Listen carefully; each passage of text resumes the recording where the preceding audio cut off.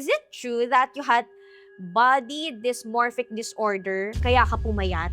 Basta Bisaya, guwapa. Did you regret marrying an older man? Will you post screenshots of your breakup on social media like your best friend Ellen Adarna? Oh my God, sige, ready. Who is she?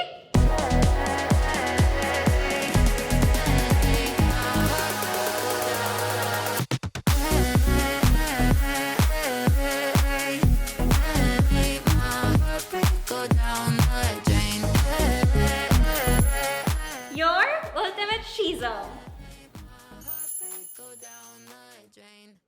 Hi, Shizos! Welcome to my YouTube channel. Grabe, very special ang vlog natin today kasi very, very special naman talaga ang guest natin.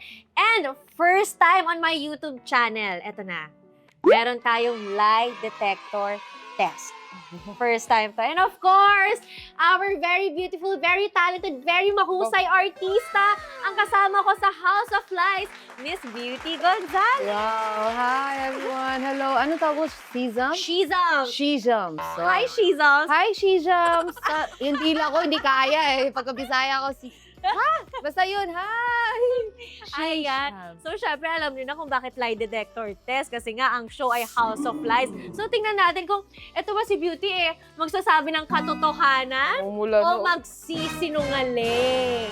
Nandito tayo sa Bundle of Joy Studio. Dito ako madalas nagsushoot ng mga content ko, mga pang-Christmas, mga photoshoots, lahat. Nandito sa Bundle of Joy. And of course, our coffee. Wow! Para pangtanggal ka ba? Naku, mas lalo yatang kinakabahan kasi kape. Black and Pero white masarap. coffee. Thank you. And of course, ang suki-suki sa mga vlogs na ayaw niya talaga umiti na lie detector test ang I Spy Detectives and Investigators. Naku, suki-suki to si Kuya. Napanood din na rin siguro sa mga ibang vlogs ng artista. So, ito na nga. Naku, magsimula na tayo. Kuya, ikaw ba ang kinakabahan o si Beauty? Oh my God. Ganun lang ang sinagot. So, pwede bang mag-testing muna tayo? Test question lang muna, alright. Kuya. Pwede ba? Okay, ready ka na, Beauty? Oh my God, sige, ready. Ready, Shizam. Oh, test muna. Test question. Is your full name Christine Marie Luce Gonzalez Crisologo? Yes.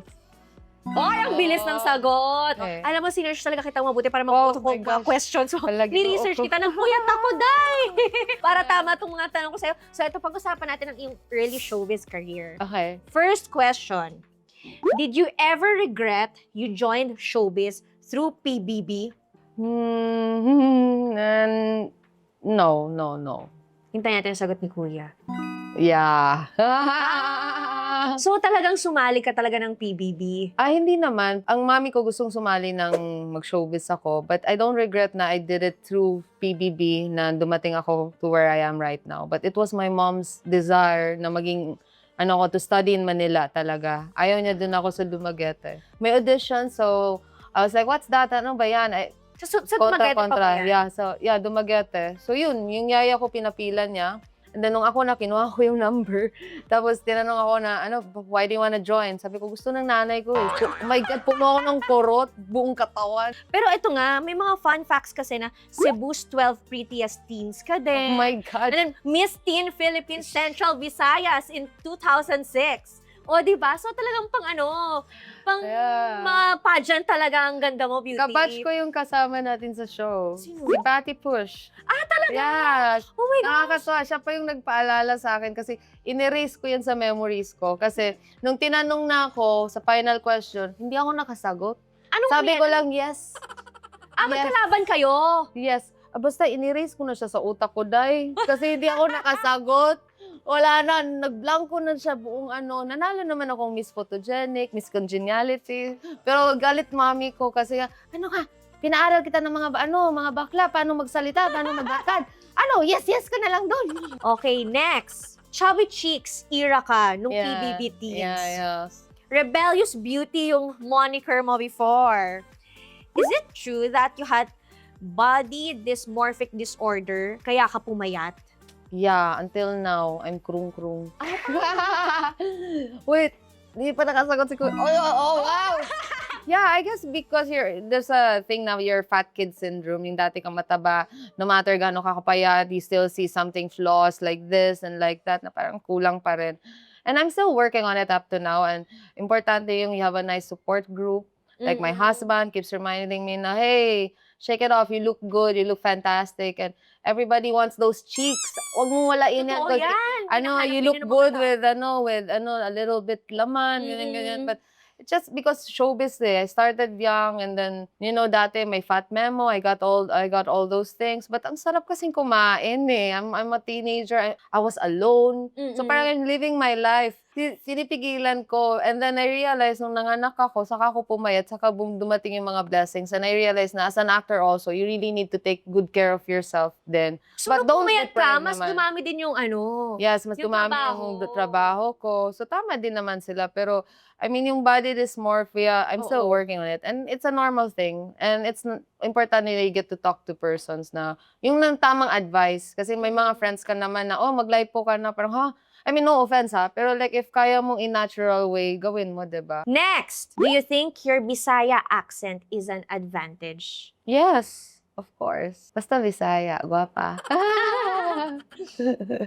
Yes. Yes, I mean, yeah. If I could learn more languages, that would be awesome. At So- saka alam mo po, nagbibisaya ka sa TV or sa natutuwa yung mga tao sa mga shows natin, sa mga event. Salamat, Tuwang-tuwa sila. salamat. Ang dami talagang Bisaya nakaka-relate sa'yo, no? Oo. Pero hindi mo siya naisip na parang hindrance siya kapag kunwari umaarte ka or ano. For a long time, like, it was so hard for me na mawala yung diction. Oo. Like, paulit-ulit talaga. And with Derek Jerry Sinaning, with my first show in ABS, yung Kadena ng Ginto, I really work hard na mawala ko yung diction na yun. But, every role is a new challenge. So, I accept the challenge din naman. And after that, bumabalik din eh. Hindi talaga mawawala. Nandun pa rin Yeah, talaga nandun eh, pa rin. no? Kaya happy ako sa House of Lies na talagang sinama nila yung Oo, pagka-Bisaya. Oo, talaga nung very natural ang Yeah. dating. Next, punta naman tayo sa love and relationships. Oh my Naku, gosh. ito na! Did you regret marrying an older man given your large age gap? No. Gusto ko yun. Same ka sa asawa mo! No, mahilig talaga ako sa matanda. Talaga? Yeah, I like it older than me. Not too, I mean, yes, normal. But I mean, Ilang years yung gap niyo ni Norman? my God, I stopped counting. I think 25 or 26. Either of the okay. two. Pero like, mahilig talaga ako kasi, I don't know, ang lumalapit din sa akin mostly medyo may mga edad na. Maybe because I'm so old soul, makipag-usap. Next question. Is it true that you don't want a second baby because you don't want to go through postpartum again? Yes. And, yeah, kapagod magpapayat. Yung pala yun. Honestly, sabi niya, yeah, ayoko na. Pagod ako. Yeah, Ayaw mo na? Yeah. Bakit? I mean, I love kids. Don't get me wrong. I love Olivia. I think kasi I'm a baby too. I'm a complainer. So gusto ko rin binibaby ako. Tsaka napapagod ako sa process of like losing the weight again and doing this and doing that. Parang at this moment, I'm happy with Olivia and me and Norman. And his kids. His kids are lovely. Yeah, vain siguro ako in that So, way. hindi ka na-pressure pag sinasabi nila na, mag-second baby ka na. No, I got her a dog. Ah, okay. Gusto ko yung mas malala siya. Oo. Okay, so, I got her a dog. Yun yung kapatid niya, si Pipito. Hindi naman siya naghahanap ng kapatid. Naghahanap. Like, talaga? lagi niya sinasabi, guys, I always like, leave you guys alone, you go travel. Where is the Kalaro. yung kalaro, where is it na? But wala lang. It's not more than this pampapayat also. It's more of like the pain. I had cesarean eh. Siguro na-trauma din ako. Ay, same tayo sa cesarean din cesarean ako. Ang sakit, ako. no? Grabe. Ang sakit. Ang klase. Hindi ko na plano. Pero bikini naman, but still the process of healing, ay naku, nakakabaliw, di ba? Tapos sakit pa dito, sakit pa dyan, sakit pa dito. Ay, ginoo ko. Ang hirap nga naman. Pero si Olivia, planned naman siya, di ba? No, hindi naman. Yeah, we didn't plan it, but it came at the right time. And it was so funny kasi when I did the pregnancy test, bumili akong 7. Isa-isa Ito talaga. talaga? Eh, syempre, hindi ako makapaniwala, diba? Isa-isa, pum, pum, pum, pum, pum.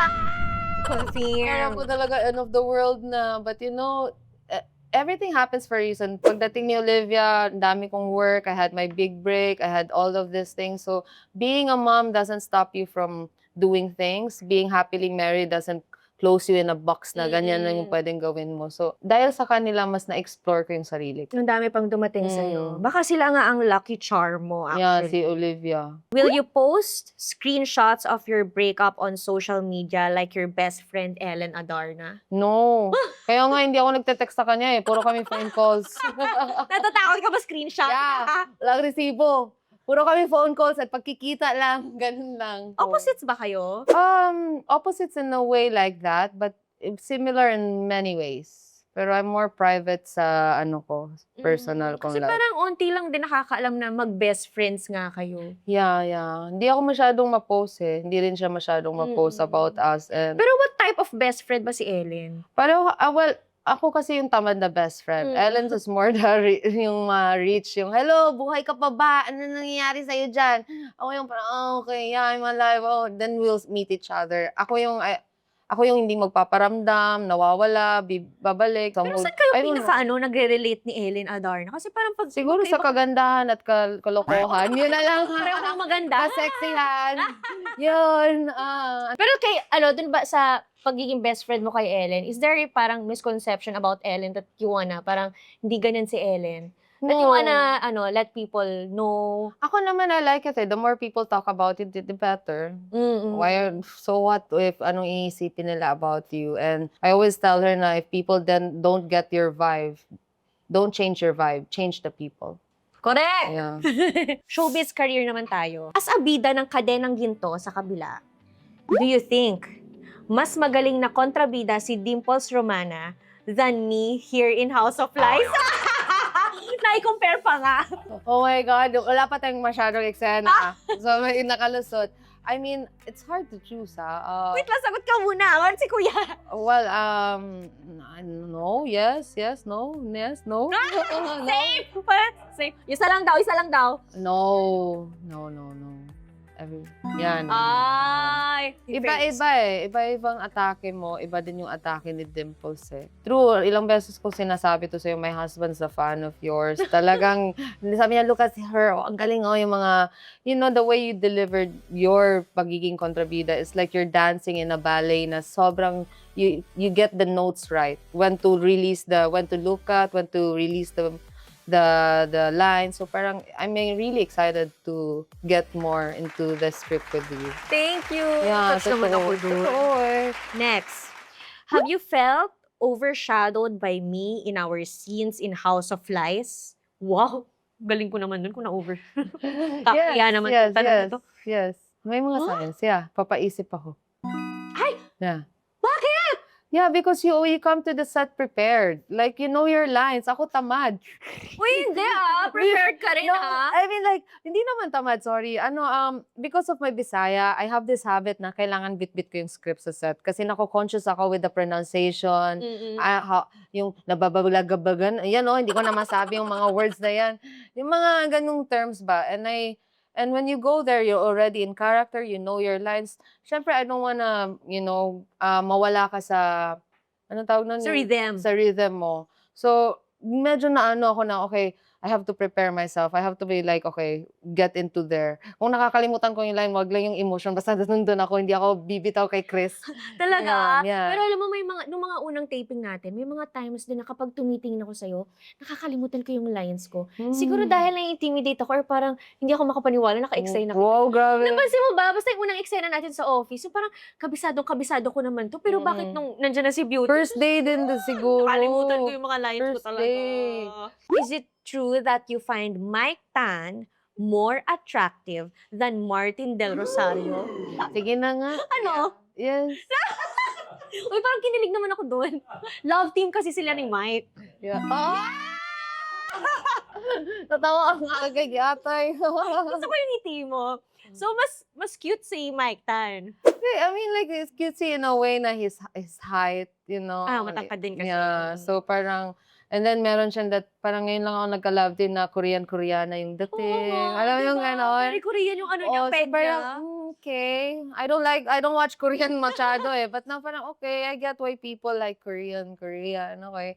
And it adds, when your ka-love team is guwapo, mabait, it makes the work easier. Ang hirap pag hindi. Sinong hindi? Wala. No, walang lie detector test. Have you blocked or ghosted any co-star in showbiz? Yes. Yes. Yes. Nako! Sino kaya itong na-block na ito? Lalaki, babae? All of the above. Yan, lalo na Block? hindi naman block, pero like unfollow. Lalo na pag iniisip ko, why do I follow him? Matagal ko na siyang hindi nakikita at Ay, nakakasama. ganun. So yeah, because I don't wanna see naman what he's doing in his life all the time. Di ko naman kami close na close. Tsaka mostly fina-follow ko mga art mga art things, ganyan-ganyan. May mga nag-ghost ka ba na link sa'yo, ganun? Hindi lang na link, pati pag nag-text, ginost ko na pag nakita ko nang di ko gusto. Ay! Marami mga naligaw sa'yo sa showbiz. I don't know, not so much. Hindi ako mahilig sa showbiz eh. Hindi ka nagpapaligaw sa showbiz, ganun. Hindi rin siguro sila, hindi rin. Alam mo, hirap na hirap ako makahanap ng lalaking nalilink sa'yo. Wala. Nung sinesearch kita, wala ka I'm so masyado. quiet. I'm so Oo. discreet. Secret. Pero meron. Secret. Pero meron. Sino ba yung mga love team mo dati? Si Zanjo. Matagal or Si pinaka-click? Zanjo. Si Kelvin. Yes. Tapos, Albert. Sino pa bang naging kalabtin ko? Gabby Concepcion. Si Dominic Ochoa. Ding So, dong. meron Yan, bang isa nandito doon? kami. Meron bang isa dong nag-ghost? Kamera lang Na-reject? kasing pait ng question. Oh my Mamaya lang. gosh! Kasi ang ganda-ganda naman ni Beauty. So, Diba? kape na lagi. May in dito. love ka talaga. Next question. Is there an actress you avoid working with? No, wala. Wala? Ang bait naman ito. Walang kaanusas. Walang kaano. Ay, meron isa. Ay! Yes, I take it back. Yes? Yes, final answer. Hindi na kailangan ng lie detector test. Yes. Ay, may iniiwasang artistang makatrabaho. Meron. Saan yan? Sa GMA o sa ABS? Dati pa to sa dun sa O wag mo na pangalanan. Pero Mm. anong nangyari? Bakit ayaw mo na siyang makatrabaho? Lukaret siya. Ano ka rin? Krung-krung. No, basta, Nangyari lukaret sa siya. inyo? Hindi kasi Sa set ba yan? yeah, may eksena kasi kami, Oo. magka-crying scene. Oo. Ako naman, tahimik lang ako pag crying Oo. scene, ganyan. Siyempre, I respect kung paano nila preparation, di ba? Tapos ngayon, lumapit siya sa akin, nakipag-holding hands.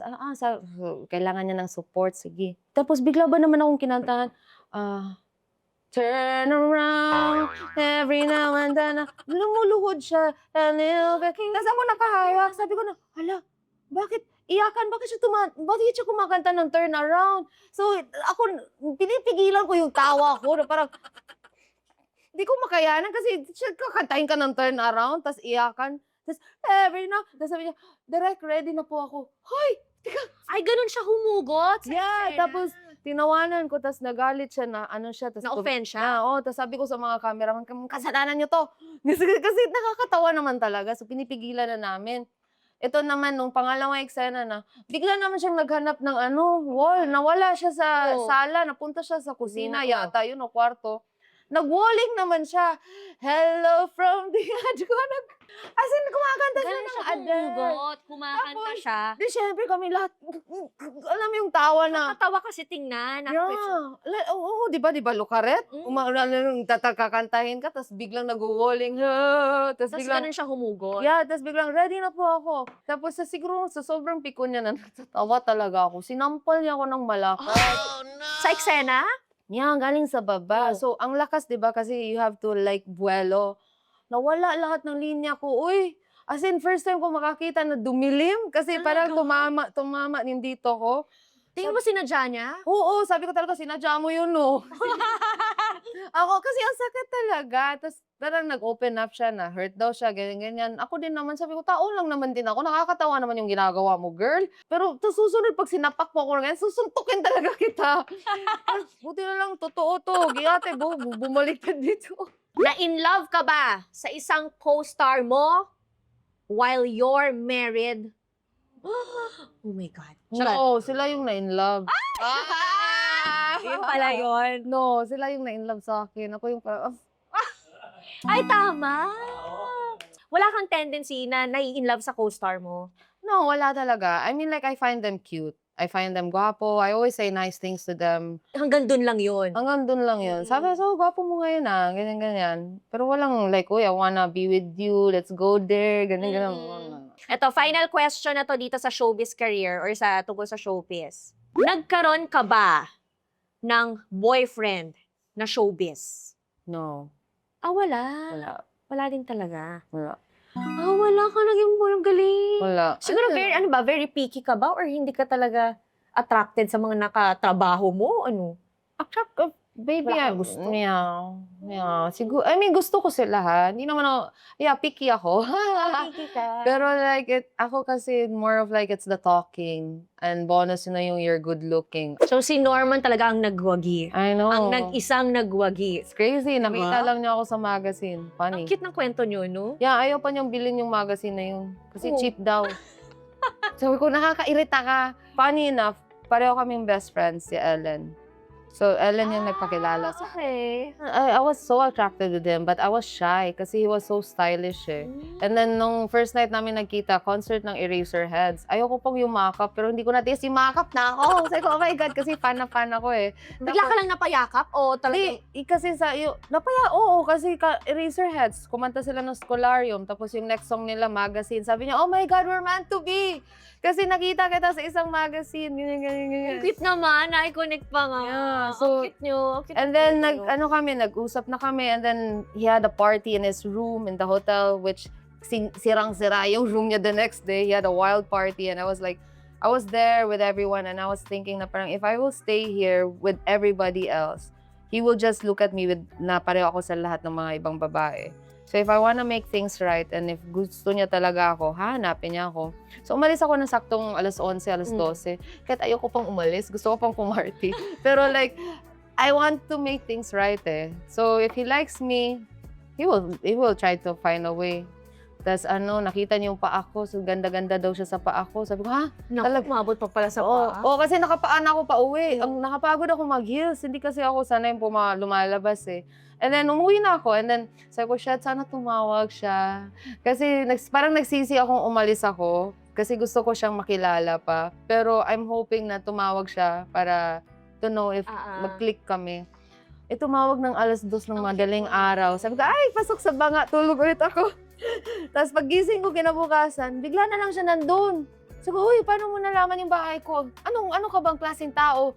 Sabi niya, kalimutan mo si Ellen, yung best friend ko. So, and then, from then on, nag-date na kami and hindi na kami naghiwalay. And then, he left after 2 weeks meeting. Kasi he had to go to Europe because he had a show. He's into art. So, after that, I had to go to Europe also. And then he surprised me at the airport. And then, wala na. Nagkita kami sa Paris. Sabi niya, dito ka na sa hotel ko. Wala na. Lumipad na yung panty ko sa Eiffel Tower. Di na ako bumalik. Sumama na ako sa asawa ko. Oh my gosh! Parang nga kayo, magkasundo talaga kayo in all levels. Will you let Olivia join PBB Teens? Like Celebrity Kids Edition, ganyan? No. Studies first. No. Yeah. Ayaw Yeah. siya mag-artista?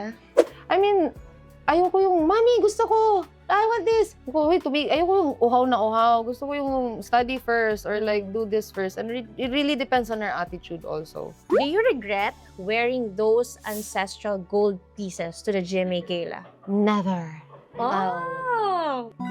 Hindi mo pinagsisihan kahit sobrang dami ng bash sa'yo. No talaga. Kasi I had good, yung intention ko talaga that night was to wear something na made from the Philippines and from our history talaga. I know everybody will wear European jewelries, Bulgari. I mean, kudos to them, it's beautiful. But I just want to be different and I want to show my collection. Been collecting those for years. Wala, hindi ako Mahilig nagsisi. ka mangolekta ng mga jewelries na mga... Yeah, iba-iba. Like yung press ko natin, those are precious stones and I made it into, I like designing. Di ko lang nabibenta kasi parang I don't wanna let go. But someday, I wanna make a book of my jewelries. Yan ang kinokollect mo. Iba-iba. I collect like mga Ming beads, mga Cordillera beads na iba-iba. Yan mo nga yan. Basta siya, mga beads gano'n. Yeah. Accessories gano'n. Yeah, but those are like really find them in Ayala Museum. Is it true that you feel that you get more recognition when you transferred in GMA than you were in ABS? No. No, I have the same. Okay. I'm grateful for ABS kasi I had a good show with them. And they really took good care of me. But I'm so happy with GMA kasi Ilang years na ba ako with them? 4 years or 5 years? And parang tuloy-tuloy yung show ko. So, thankful ako. Wala naman ako masyadong na masabi sa'yo. Talaga namang very honest ka. Hindi ka liar. House of Truth pala dapat ang show natin. House of Truth. Very interesting yung life mo, yung personal life mo, yung mga Thank you. Oo. Kaya ano rin ginanahan ako na i-lie detector ko at si Beauty. Kasi pag nakakausap kita, so, oh my gosh, ang daming hindi alam ng tao about you. Good things about you. Oh, thank you so much. Ganon. Thank you. Ayan, Shizams, sana nag-enjoy kayo sa interview. Interview pala to with Beauty. And don't forget to like, share, and subscribe to my YouTube channel. And ano na lang natin sila? Shizams! Hello, Shizams! everyone! O, yayain mo na siya sa show natin. Yes, sana ho, supportan niyo ang House of Lies everyday po sa GMA from Mondays to Fridays, 3:20 p.m. Afternoon Prime. Kasama ko ang nagbabalik, ang nag-iisang napakagandang Barbie. Miss Chris Bernal, Mike Tan, Yummy Korean Daddy. Yeah, Mike Yummy Korean Daddy pala ano na ngayon. Yeah. And then Bang Bang Martin. Bang. Directed by the one and only Jerry Sineneng. And yeah, follow me in ano ba yung pangalan ng Instagram? Beauty_Gonzales. May underscore ba? O Beauty Gonzales. Pwede ko sure. And yeah, and my Facebook also, Beauty Gonzales Crisologo. Yeah. Kaya sana mas maging active ka rin this I time, know. di ba? I know. Mo yan. I'm inspired by you. So Manifest natin ngayong 2026. na-inspire ako sa iyo. I will do my best. Manda ka sa akin. Parang ako malalay detector sa YouTube channel ni... Wow, magkaka-YouTube channel! Soon. Thank you, Bundle of Joy! Thank you, and thank you, Black and White Coffee, and thank you, I Spy. Naku, saan ko na naman mapapanood to? Ayan, thank you! Thanks, Kuya. Bye!